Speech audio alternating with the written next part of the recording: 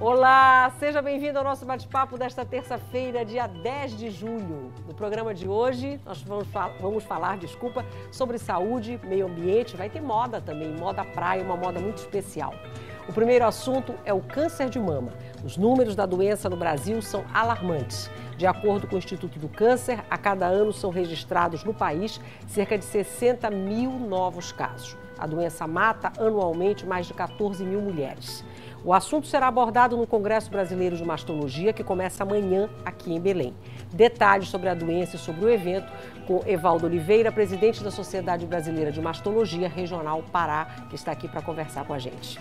No segundo bloco, a conversa é com o doutor em Geologia Marinha e professor universitário Igor Charles. Ele coordena um estudo que monitora a qualidade das águas subterrâneas da ilha de Algodoal. Esse projeto faz parte dos estudos sobre as alterações e impactos no meio ambiente causados pelo desenvolvimento urbano das cidades. E a gente conversa sobre isso também. E encerramos falando de moda praia no bate-papo com a jornalista Amanda Campelo e a empresária Edilene Alves, que entra no intervalo.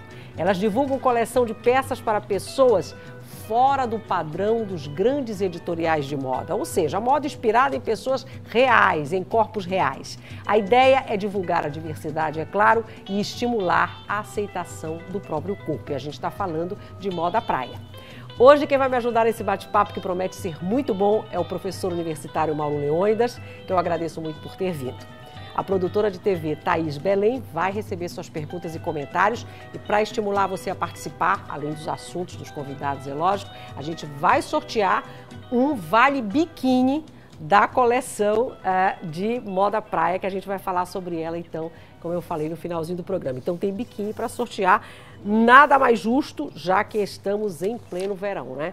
Então, gente, muito obrigada por terem vindo. A gente vai começar o papo, então, falando desse assunto, que aí é câncer de mama, mas é importante sempre falar, divulgar, falar de prevenção. Eu agradeço muito ao doutor Evaldo por ter vindo para a gente conversar um pouquinho sobre isso. Antes de falar do congresso, né, que já é o 21º congresso, quero falar dessa doença, porque chama a atenção esses números, porque o câncer de mama no Brasil, ele é muito divulgado, quer dizer, a forma de prevenção, as campanhas são nacionais, de muita repercussão, atrizes, né, se engajam nessa campanha e tal, e os números ainda são números que impressionam. Por que isso? Então, o que a gente tenta, obrigado pelo convite, por poder estar participando, divulgando a nossa especialidade. Então, vai muito da informação, acho que precisa ter essa informação para os pacientes, principalmente nas comunidades, que elas não têm acesso. E é um dos motes da Sociedade Brasileira de Mastologia é garantir o acesso. A gente tem leis que permitem mamografia a partir dos 40 anos, mas a gente observa, como os números dizem, uma baixa frequência das mulheres fazerem a mamografia, que é um exame, que é um instrumento, uma ferramenta que nos permite diminuir a mortalidade. Incidência talvez a gente não consiga com o exame. A gente consegue diminuir a incidência com mudança de estilo de vida, né? Hábitos saudáveis, alimentação, etc. Mas ainda então, a questão da informação? O câncer de mama ainda é uma questão de saúde pública mesmo. E né? Assim, a informação que deveria chegar exatamente. A mais lugares, a mais pessoas. Exatamente. Então. E a gente também tem, para a gente ter uma diminuição da mortalidade, a gente precisa de ter diagnóstico precoce. Esse tripé depende das pacientes, das mulheres ficarem alertas por qualquer sinal de alteração na sua mama.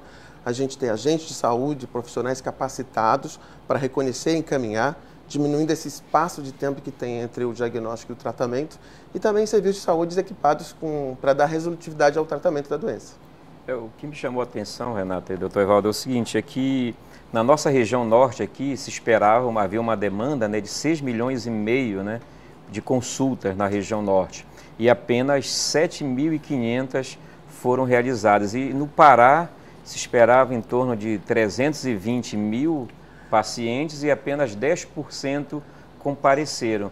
Quer dizer, é um número alarmante isso. Então, Mauro, o que acontece? A OMS, ela estipula um número, uma porcentagem de pacientes entre 50 e 69 anos que fazem mamografia a cada 2 anos, né?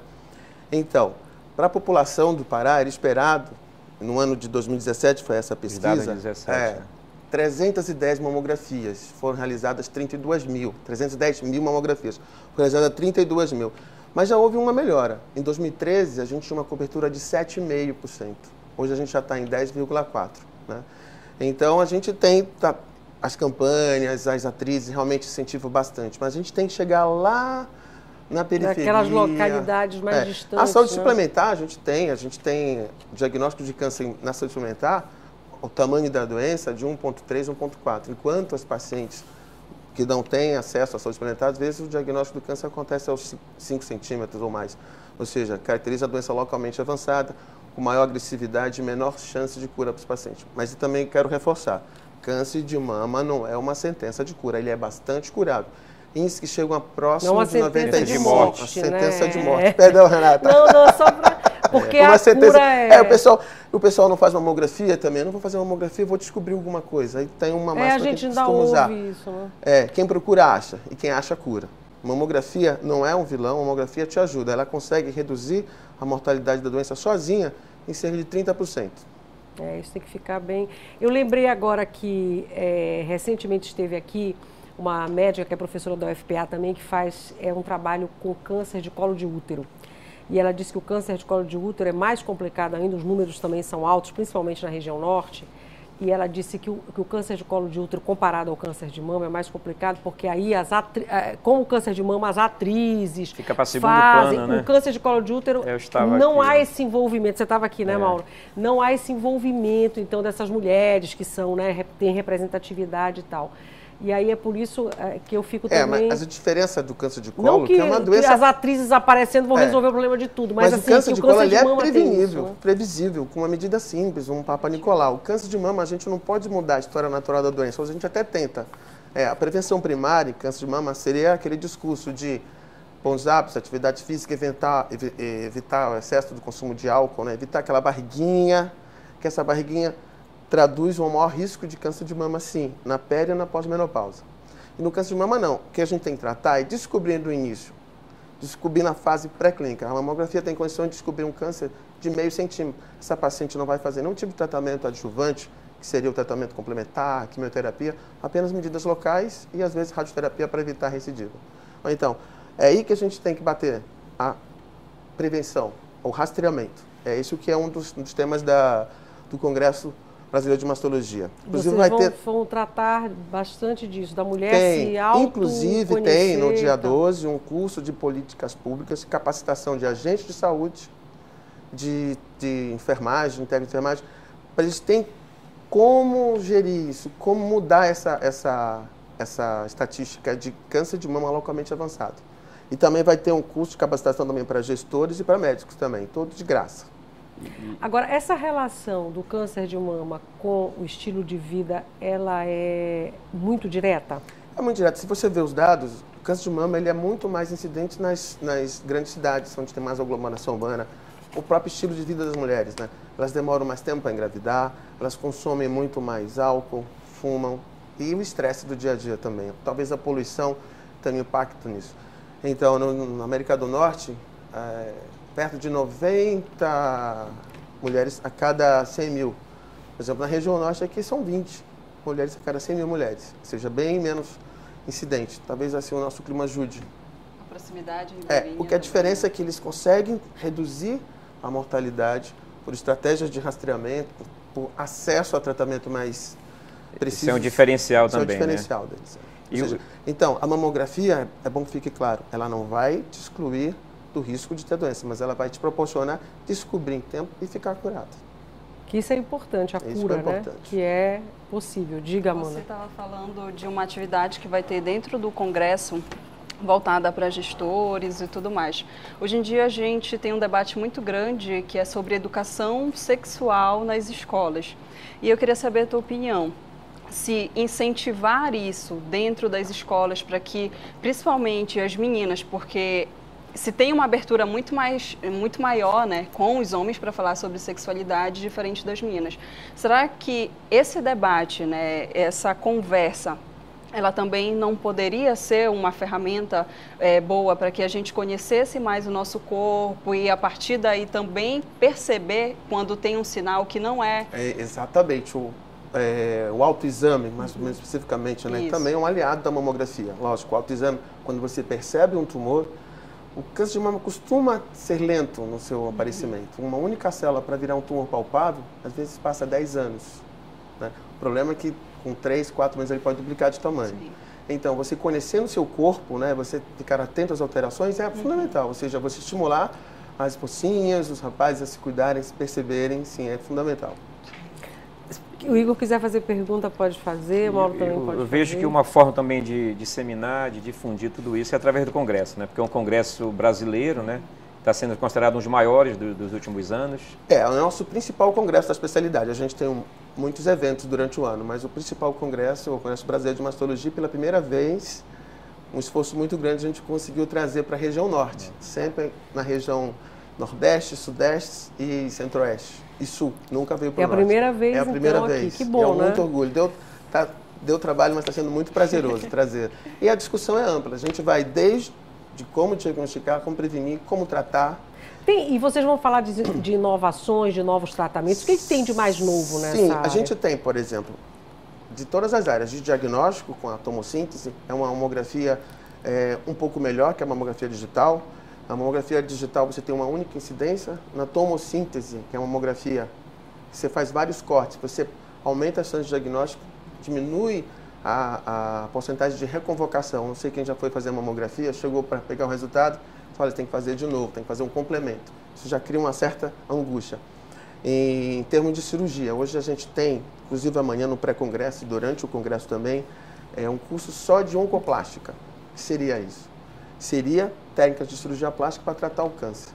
Não é um prêmio para a paciente, mas é um estímulo. A paciente muitas vezes não gosta da sua mama, tem um câncer de mama, a gente faz uma mamoplastia oncológica. A paciente sai feliz, né? Porque, lógico, não está feliz pelo tratamento, mas pela sua autoestima preservada. Né?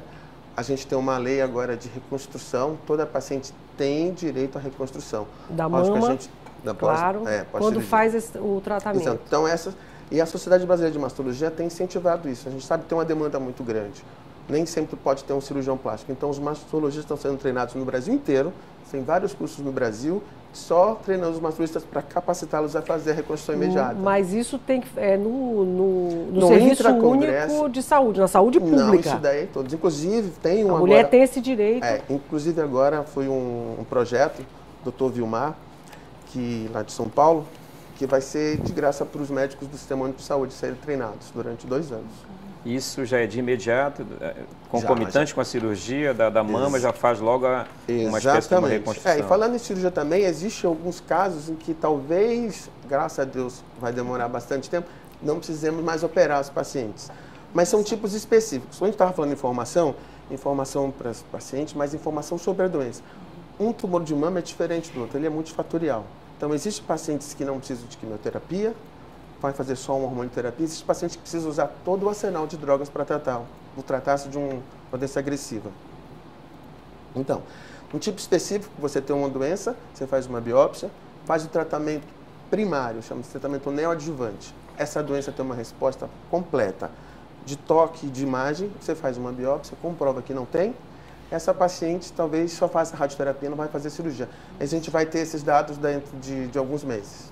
Você falou. Mas então, isso aqui é especificamente. Também. Então a gente tem que ter informação, não só mais informação da doença. Hoje em câncer de mama, quanto mais informação você ter da doença, maior a sua estratégia, o seu arsenal. Daí a importância da prevenção, dos exames e tal, né? Exatamente.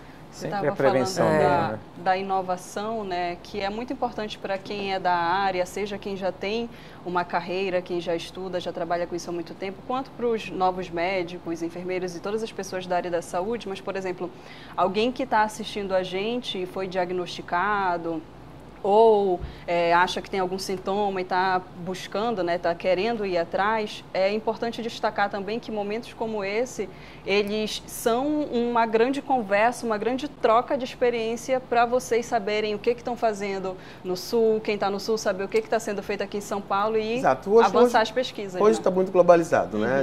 Nós, em relação ao oncoplástico, nós somos referência no mundo inteiro, né? Nós temos a presença de um cirurgião francês, e também de uma oncoplástica no Brasil é referência. É referência. Né? Teve recentemente um evento em Genebra, a nossa comitiva, vamos dizer assim, era a maior que tinha. Que bom, né? Muito bem. E vamos também a presença de uma mastologista do MD Anderson, a doutora Kelly Hunt, que também vai falar sobre isso, sobre estratégias. A gente, hoje, em mastologia, em câncer de mama, muitas vezes o menos é mais. A gente está tentando agredir menos, curar mais. E Mas agredir menos significa o quê? Evitar... Fazer muitas vezes menos quimioterapia, menos cirurgia. Isso, evitar menos cirurgia. invasivo. Porque eu acho que na medicina se você estuda a doença, por exemplo, um tumor de 1 centímetro numa paciente, ela pode precisar, dependendo da imunistoquímica, que são anticorpos que a gente usa. O histopatológico, alguém já ouviu falar em biópsia? Ela foi fazer uma biópsia, é o histopatológico. A imunistoquímica é o complemento. Ela vai te dar condições de saber como é que eu devo abordar. Muitas vezes é melhor você, antes de fazer a cirurgia, você ter essa resposta. Então, essa paciente é uma paciente que a gente diz que é um luminal, é um tumor que ele responde aos hormônios. Então, essa paciente não adianta eu fazer quimioterapia. Vamos tratar com cirurgia e fazer o bloqueio hormonal. Essa paciente aqui é um tumor pequeno, mas ele expressa uma proteína bem ruim, chama-se HER2. Ou então ele não tem nenhum alvo para tratar. Talvez vocês vão ouvir falar isso, o meu tumor é triplo negativo. Né?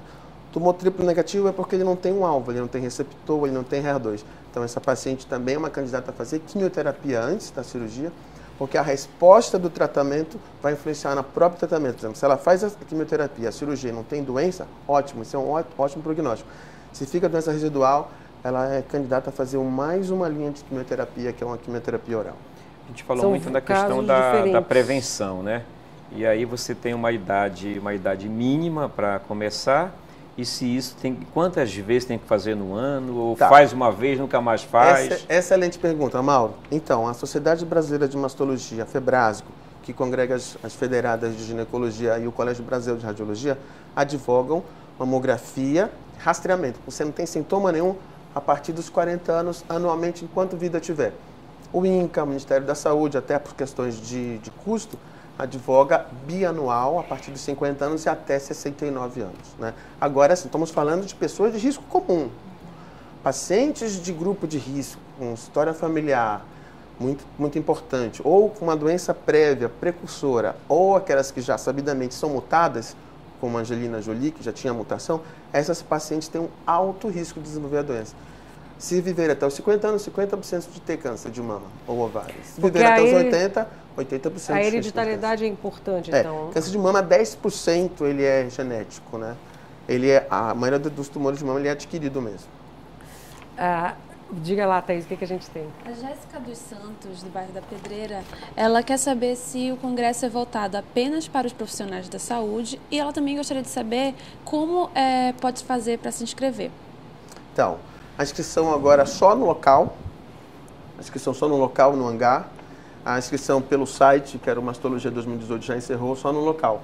E no pré-congresso, para ter acesso, tem que estar inscrito no congresso. Tem uma categoria de profissionais que não são da área de saúde. Ela só ia, a partir de amanhã, 8 horas da manhã, ela pode ir e se inscrever. Direto no hangar, Direto no hangar. Amanhã, porque o congresso abre amanhã e vai até amanhã, sábado. Quarta, e vai até sábado. Agora só assim que pode fazer a inscrição lá na hora. Não pode mais no site, acabou o desconto. O Igor quer fazer uma pergunta também. A gente iniciou falando dos números, né? Uma expectativa de que várias mulheres procurassem a fazer o tratamento, o exame. Na verdade, é para fazer o rastreamento. São pacientes assintomáticas, né? O que o ideal era isso, que rastreamento, a paciente não tem sintoma, elas teriam que ser convocadas para fazer seu exame. Mas ela precisa ter estimulada. E lógico, acesso. É muito difícil. Nós moramos numa região essa que é a minha pergunta. Quais são os gargalos que existem que essas pessoas não A principal barreira é isso, a dificuldade de marcar, de ter acesso. E isso é uma briga da Sociedade de Mastologia, acesso. Para que a gente possa facilitar. Ou seja, paciente que mora no interior, mais longe da capital, aqui no estado. No estado a gente já conta com mais ou menos uns 100 mamógrafos. 2/3 da rede suplementar, 1/3 da rede pública, exclusiva do SUS ou que tem convênio, né? Marabá, Redenção, Tucuruí, Santarém. Tem os hospitais regionais, né? Isso foi uma Mas essa ainda é uma dificuldade, como o Igor perguntou. Exatamente. Quer dizer, essa questão da mulher ter acesso. Então, as campanhas não têm que ser pontuais, como o Tubo Rosa ou com uma atriz. Elas têm que ser no dia a dia, tem que ser continuada mesmo. Estimular, como você falou. partir de casa mesmo. Olha, minha filha, quando você tiver essa idade, você se toca, se perceber alguma coisa... Parceria com as instituições, universidades e escolas como um tema transversal, essa discussão inserida nas salas de aula. Também, seria interessante. Mas toda forma de informação é para o bem. Sim. Até porque fica incubado por uns 10 anos que você falou. Então, por exemplo, então o que acontece? Né? Se ele tem, é o que alguns advogam que a mamografia talvez não seja tão boa. A mamografia não descobre, infelizmente, todos os cânceres, depende muito do tipo de mama, né? Mas, enfim... Mas ainda é um exame mais completo. É um exame que pode ser complementado por ultrassom, por ressonância, né? Então, a gente tem que aproveitar esse tempo que a doença demora para aparecer, para descobrir na fase pré-clínica. Aí que entra a mamografia. Você descobre uma lesão pequena, você cura. Doutor Evaldo, o Congresso Brasileiro de Mastologia, que pela primeira vez vai ocorrer aqui em Belém, na região norte, né? Vocês vão tratar não só do câncer de mama, mastologia inclui temas as de mastologia doenças geral, as mastites, da mama em geral. As doenças que da outras mama, doenças cistos, são essas? nódulos, dor mamária, as que mais ocorrem? Dor mamária, assimetrias, mastalgia, como eu falei agora. Mas a assimetria é uma doença? É uma malformação, e aí entra a formação dos mastologistas de oncoplastia, para também ajudar essas pacientes que não têm câncer, mas precisam ter sua autoestima resgatada. Aí você usa técnicas de plástica, construção com retalhos ou com tecido autólogo ou as próteses. Mas aí a questão dessa, quando não há uma simetria na mama, no seio, a questão é da autoestima da mulher mesmo, também. Né? Não implica em algo físico, implica. Não, aí você precisa ter o diagnóstico. Às vezes ela pode ter nascido com uma genesia do músculo peitoral, que é uma síndrome de Poland. Isso aí implica muito, um impacto muito negativo na qualidade de vida do paciente, da mulher. E as outras também doenças comuns dessa área que a gente fala, porque como o câncer de mama é algo mais agressivo e é muito mais divulgado, mas e as outras doenças que ocorrem também? Sim, as infecções mamárias, que são chamadas mastites. Existe um quadro que é bastante, eu até brinco, que eu prefiro tratar um câncer de mama do que uma mastite granulomatose. Por exemplo, a gente não sabe o que é isso, tratar. eu pelo menos não sei. É uma inflamação da mama, difícil de curar. Não é uma ferida que fica saindo secreção purulenta, é difícil. Aí você às vezes tem que recorrer também a um infectologista para tratar junto com você. Mas é muito comum? Não é uma entidade tão rara. A dizer que no consultório da gente, o primeiro lugar é a dor da mama, e através da dor é o medo de ter alguma doença, os nódulos benignos, que podem ser os nódulos sólidos, como fibroadenomas e os cistinhos, e depois as alterações inflamatórias, dentre elas a mastite granulomatosa, que não é uma entidade também do dia a dia. No consultório da gente, a gente vê com menos frequência que o próprio câncer. E essa divulgação é importante porque a mulher pode pensar que qualquer dor no seio... Exato, nem toda alteração, nem todo nódulo é com câncer, nem toda dor é câncer, mas precisa ser investigado. A mulher precisa ficar alerta. Mudança na coloração da sua mama, um abaulamento, uma retração, um afundamento do mamilo, uma secreção do mamilo, principalmente as sanguinolentas ou aquelas que são claras com água cristalina, essas precisam ser investigadas. Nem toda dor é câncer, mas toda dor é indício de que tem algo Alguma errado. Coisa né? está errada.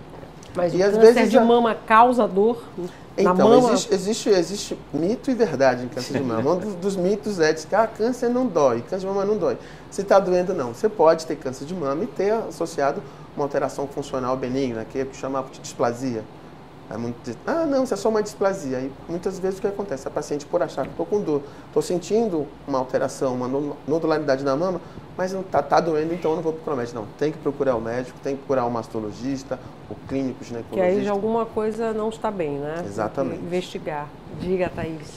A Jordana Lima escreveu assim pra gente.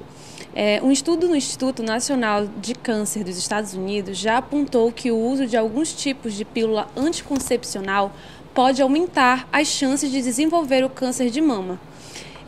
Existe algum estudo nacional que traz algum resultado sobre os anticoncepcionais utilizados no Brasil? Então, excelente pergunta. Isso foi motivo até de matéria em jornais de grande circulação. E a Sociedade de Mastologia se pronunciou. Então, o câncer de mama é uma patologia hormônio dependente.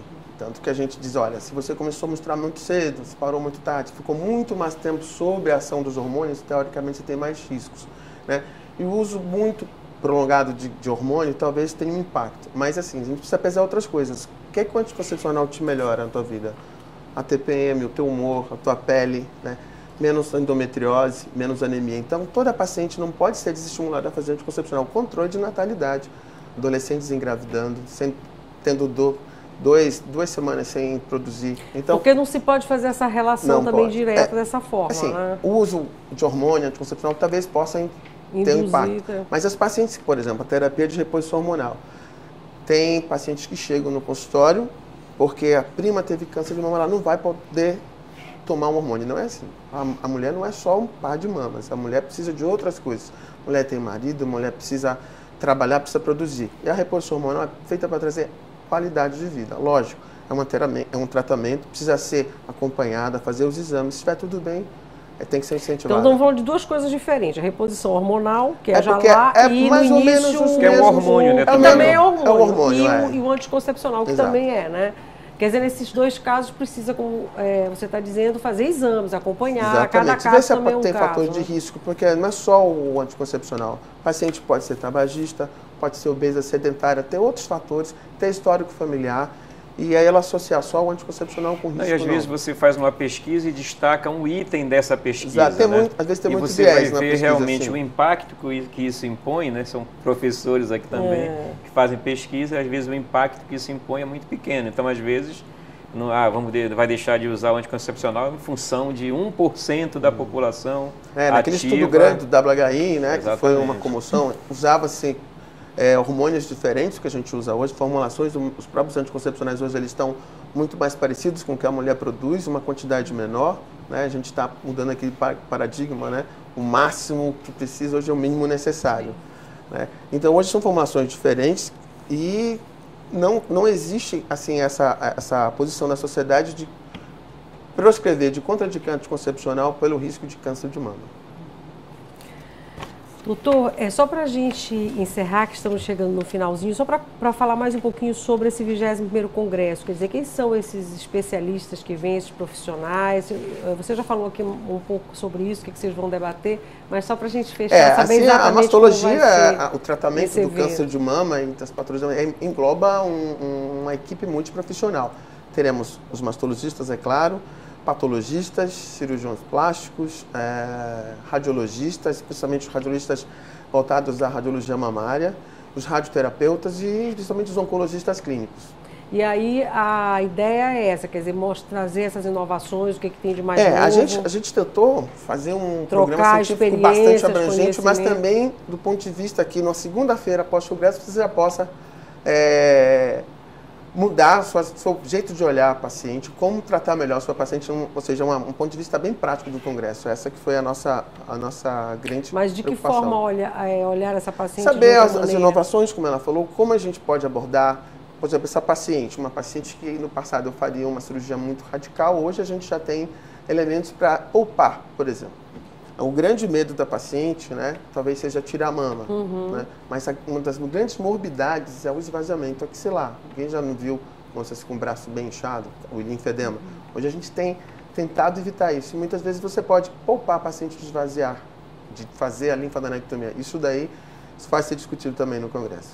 Cirurgia axilar, quando é para todo mundo ou nem sempre? E assim, só não é um conselho, enfim, mas o que é importante a gente frisar e que eu queria que você terminasse dizendo isso é a importância da prevenção, do diagnóstico precoce, saber que tem cura, né? E que isso é que é importante, né? Para a gente não descuidar. Aquele tripé que eu falei no início. As mulheres ficarem alertas, informadas, saber que elas têm direito à mamografia, não ficarem caladas, os gestores providenciarem, capacitação dos médicos da atenção básica e ter serviços mesmo que possam dar resolutividades, né? Tratamento digno para as pacientes. E a gente vê muitos casos de mulheres que conseguem realmente o câncer de mama ele é bastante curável. Até para ver até pelos índices, né? Você falou no início, né? 60 mil casos novos, 14 mil E os mitos que envolvem a doença também. Por exemplo, não sei se é um mito, é uma pergunta, que quem já teve uma vez, a chance de ter de novo são muito acaba grandes? virando uma paciente de risco. Né? Se você teve câncer de mama, você acaba virando uma paciente de risco. Não quer dizer que se você teve de um lado, você vai ter do outro. Mas é um risco cumulativo que pode chegar aos 20%. Então, as pacientes que tiveram câncer de mama vão ser de risco, ou seja, vão ser monitoradas. eles são orientadas a mudar seu estilo de vida. Parece um discurso politicamente correto, mas hoje tem um impacto muito mais positivo você fazer atividade física, você reduzir seu peso depois que você teve um câncer de mama, do que propriamente o tratamento muito agressivo. As pacientes que ficam magrinhas, vamos dizer assim, ou que mantêm seu peso e têm uma mudança no estilo de vida, elas têm uma chance de cura muito maior do que as pacientes que acabam se largando, autoestima, engordam. É a vida saudável mesmo. Vida saudável, realmente é um impacto muito positivo, isso comprovado por trabalhos. Que a vida saudável traz todos esses benefícios, né? É isso, a gente vai encerrar o bloco então, Thaís, fizemos as perguntas, né, já todas, esse primeiro bloco com o Dr. Evaldo Oliveira, que é presidente da Sociedade Brasileira de Mastologia aqui da região norte, né? É do Pará. Do Pará, né? E veio aqui com a gente falar sobre isso, porque amanhã começa o 21º Congresso Brasileiro de Mastologia aqui em Belém, no Hangar. Agradeço imensamente, foi super esclarecedora a entrevista. Se alguém tiver dúvida, nós temos um site extremamente esclarecedor, que é o sbmastologia.com. Você pode tirar suas dúvidas lá, até dar o seu depoimento, como você falou no início. Bacana, isso é importante a gente saber. E quem quiser participar do congresso, pode ir amanhã no Hangar, cedinho, e fazer a inscrição lá na hora.